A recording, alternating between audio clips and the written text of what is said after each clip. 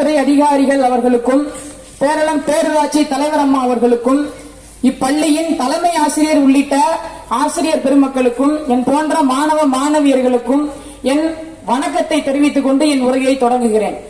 மதுவின் மீது விருப்பம் கொண்டு நடப்பவர்களை பார்த்து யாரும் பயப்பட மாட்டார்கள். எதிரிகள் அவர்களை எதிரில் வீழ்த்து விடுவர், அவர் தம் புகழை இழந்து விடுவர். இதைத்தான் ஐயன் வள்ளுவன் கல்லுண்ணாமை என்னும் அதிகாரத்தில் உட்கப்படார் ஒளியிழப்பார் எஞ்ஞான்றும் கற்காதல் கொண்டுழுகுவார் என்று கூறியிருக்கிறார்.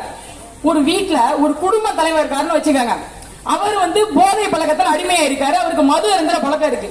நள்ளிரவு நேரத்துல அவர் வீட்டுல யாருக்கோ உடம்பு சரியில்லைன்னா யார் மருத்துவமனைக்கு அழைச்சிட்டு போவா? அவர் தான் இங்க போதையில படுத்து இருக்காரு. பக்கத்து வீட்டுக்காரன் அழைச்சிட்டு போவான். நானும் எங்க அப்பாவும் ஊருக்கு போயிருந்தோம். அப்ப 2 பேர் போட்டோ போட்டு ஒரு கண்ணீரஞ்சலி போஸ்டர் ஒண்ணு ஒட்டியிருந்தாங்க. என்ன ஏதுன்னு அப்படியே எங்க ஆட்டோ ஸ்டாண்ட்ல இருக்கிறவங்கள்ட்ட விசாரிச்சதுல 2 பேர் நெருங்கிய நண்பர்கள். நல்லா சரக்கு அடிச்சுட்டு வண்டி ஓட்டினதுல 2 பேரும் விபத்தாகி ஸ்பாட் அவுட். இதுல மிகப்பெரிய சோகம் என்னன்னு கேட்டீங்கன்னா, ஒருத்தவங்க வெளிநாடு செல்றதுக்கு விசா முதல் விமான டிக்கெட் வேற வந்துருச்சு. அவன் தான் இங்க பார்ட்டி கொடுத்திருக்கான், அவன் தான் இறந்து கிடக்கிறான்.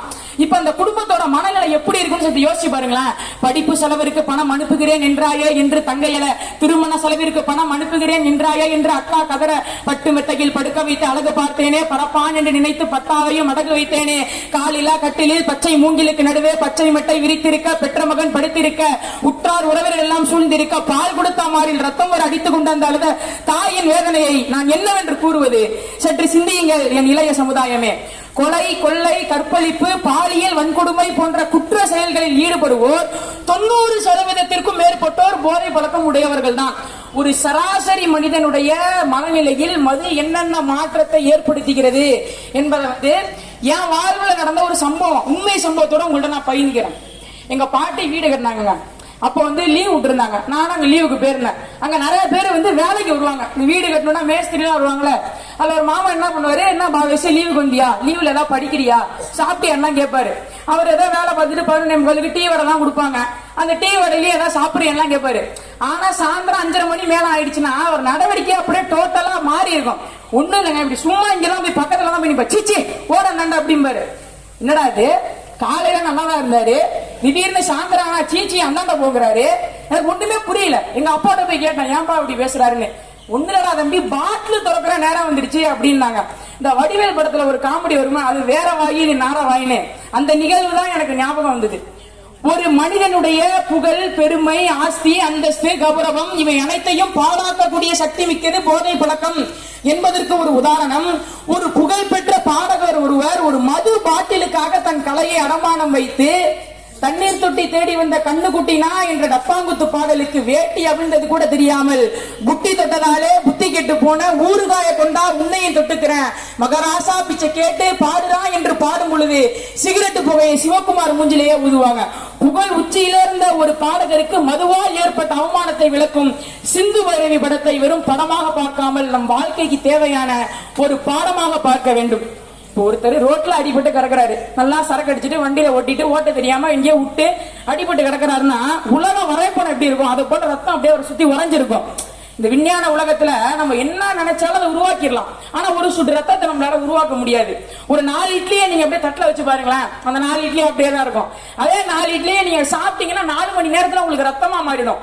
அப்பேற்பட்ட உடலும் உயிரும் உங்களுக்கு என்ன அவ்வளவு அலட்சியமா?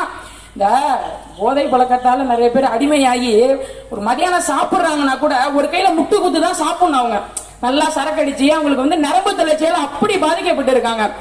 காலையில எந்திரிச்ச உடனே டீ காஃபிக்கு பதிலாக சரக்கடிச்சாதான் அடுத்த வேலையை நம்மளால பண்ண முடியுங்கிற நிலைக்கு தள்ளப்பட்டிருக்கிற மயண நோயாளிகளை நாம் கண்டறிந்து அவர்களுக்கு மறுவாழ்வு கொடுப்பது இந்த சமூகத்தின் கடமையாகும். ஒரு 2-3 நாளைக்கு முன்னாடி கூட அவங்க எல்லாருக்கும் கேள்விப்பட்டிருப்பீங்க, நியூஸ்ல எல்லாம் பிரேக்கிங் நியூஸா வந்திருக்கும். எல்லாருக்கும் தெரிஞ்ச விஷயம்னா கள்ளக்குறிச்சியில ஒரு 50 பேர் விஷசாராயம் குடிச்சு இறந்து விட்டாங்க. இதுல மிகப்பெரிய சோகம் என்னன்னா, அவங்க 50 பேர் குடிச்ச உடனே அவங்களுக்கு முதல்ல எது போய் பாதிச்சுதுன்னா அவங்க கண்ணை தான் பாதிச்சுது.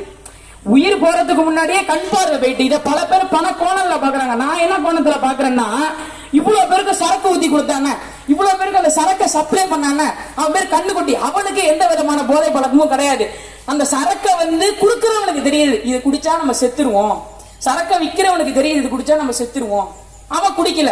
அதை காசு கொடுத்து வாங்கி குடிக்கிற நம்ம தான் இங்க செத்து போயிட்டு இருக்கோம். அதை காசு கொடுத்து வாங்கி குடிக்கிறதா இங்க நம்ம செத்து போயிட்டு இருக்கோம். இந்த பஸ் ஸ்டாண்ட்ல 2-3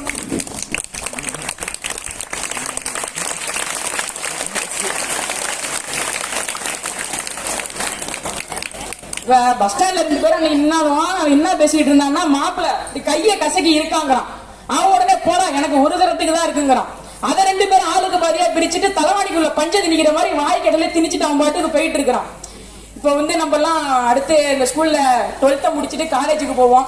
கல்லூரி வாசல்ல போனோம்னா நம்ம எதையுமே தவிர்க்க முடியாது. நல்ல நண்பர்களும் கிடப்பாங்க, தீய நண்பர்களும் கிடப்பாங்க. அப்படியே ஒரு 3 நாள் காலேஜ் போவோம். மாப்பிள்ள ஒரு சிகரெட் அடிச்சுட்டு வரலாம் அப்படிமா. எங்க அப்பாவுக்கு தெரிஞ்சா திட்டுவாங்கடா, அதெல்லாம் எங்க அப்பா பிடிக்க கூடாதுன்னு சொல்லிடுவாங்கடான்னு சொன்னேன். இல்ல என்னடா இங்க ஊதுற போக கேரளத்துல போய் உங்க அப்பா முன்னாடியாடா போய் மறைய போதுமா. நம்மளும் அவன் பேச்சை கேட்டுட்டு ஒரு சிகரெட் என்னன்னு பத்த வைப்போம். அப்படியே ஒரு மாசம் போவோம். மச்சான் ஒரு பீரை குடி அப்படிமா. லே உனக்கு ஒண்ணு தெரியுமா, பீருக்கும் சரக்குக்கும் சம்பந்தமே கிடையாதா, பீரு வேற சரக்கு வேறம்மா. சரி மச்சான் என்ன சொல்றான், பெரிய புத்திசாலின்னு நம்ம அதையும் குடிப்போம். அது குடிச்ச உடனே அப்படியே ஒரு 2 மாசம் போனோன்னே கட்டிங் சிட்டிங்க போட்டு விடுறது அப்படிமா. சரி பீரே குடிச்சிட்டோம், கட்டிங் சிட்டிங்லாம் பெரிய விஷயமான அதையும் குடிப்போம். அப்படியே ஒரு காவரத்துல போய் ஒரு கஞ்சா போட்டு வருவான் அப்படின்னு சொல்லி அப்படியே கஞ்சா சரக்கு பீடி எல்லாத்தையும் சிகரெட் இது எல்லாத்தையும் குடிக்க வச்சு நம்ம வாழ்க்கையை சீரழிச்சு சந்தையில உட்காந்து நிப்பாட்டிடுவான். இப்ப இது நமக்கு இப்போ ஒரு சிகரெட் பிடிக்கிறோம்னா அதனால பாதிப்படைய மாட்டோம். அதுல அடிமையாகி ஆகி கேன்சர் வந்ததுக்கு அப்புறம் தான் தெரியும், ஆஹா நம்ம அப்பா அம்மா அப்பயே சொன்னாங்களே, கல்லூரி வாசல்ல போய் நிக்கும் போதே சொல்றாங்களே, தம்பி நம்ம படிக்க தான் போறோம், சிகரெட் இந்த மாதிரி பழக்கம்லாம் எதுவுமே நம்ம வச்சுக்க கூடாது. ஆசிரியர் தினமும் சொல்றாங்களே, யாரும் போதை பழக்கத்துக்கு அடிமையாகாதீங்க, அடிமையானா அதுல இருந்து வெளில வர. இதெல்லாம் ஏன் அவங்க சொல்றாங்கன்னா, இப்ப நம்ம அப்பா சொல்றாங்க, நம்ம ஆசிரியர் சொல்றாங்க, காவல் அதிகாரிகள் எல்லாம் சொல்றாங்கன்னா அவங்களுக்கு வேண்டியப்பட்டவங்க, அவங்க ஃப்ரெண்ட்ஸ், அவங்க சொந்தக்காரங்க யாரும் இந்த மாதிரி போதை பழக்கத்துக்கு அடிமையாகி ஹாஸ்பிட்டல்ல கேன்சர் வந்து ரொம்ப பலாபாடு போடுவாங்க. அந்த மாதிரி நம்ம மாணவர்களும் நம்ம பையனும் ஆயிடக்கூடாது, நம்ம பையன் வாழ்க்கை நல்லா இருக்கணும் அப்படிங்கிற ஒரே காரணத்துக்காக தான் இந்த மாதிரி அடிமையாகாதீங்கன்னா சொல்றாங்க. அது நமக்கு புரியாம இப்ப நமக்கு கோவம் வரும். கேன்சர் வந்துட்டு பல்லெல்லாம் புடுங்கினதுக்கு அப்புறம் தான் தெரியும், ஆஹா சொன்னாங்களே.